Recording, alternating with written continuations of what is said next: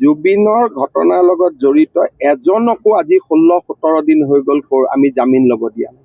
Positive কথাখিনি ক'লে যুৱকসকলটো আশ্বস্ত হ'ব। এতিয়া যুৱকসকলৰ মোৰ ওপৰতো খং আছে যে ন্যায় দিয়া নাই, কিন্তু ন্যায় আমি যে দি আছো, জামিন ল'ব দিয়া নাই, এটা এটাকৈ চবক ধৰি আনিলো, চবে জেলত সোমাই আছে। আপোনালোকে যদি কথাখিনি পজিটিভ কয়, কালিৰ পৰাই পজিটিভ হৈ যাব যে হিমন্ত বিশ্ব শৰ্মা চৰকাৰে আজিলৈকে এজনকো জামিনত ওলাব দিয়া নাই।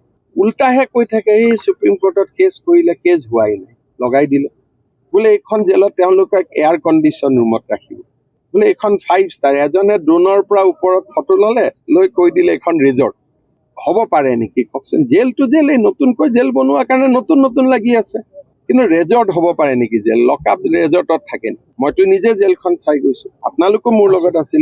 এইখন ৰেজৰ্ট হ'ব পাৰে নেকি কওকচোন? গতিকে কি কম কওক, মোৰে দুৰ্ভাগ্য বুলি মই ভাবিছো যে ধৰি আনিলো, কোনেও নকয় যে গোটেই কেইজনক ৰেকৰ্ড সংখ্যক সময়ত ধৰি আনিলে, কোনেও নকয় যে হিমন্ত বিশ্ব শৰ্মাই ভাল কাম কৰিছে।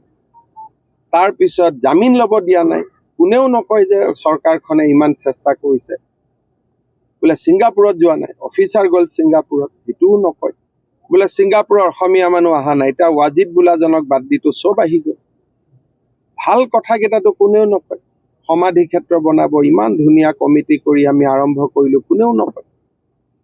কি ক'ম?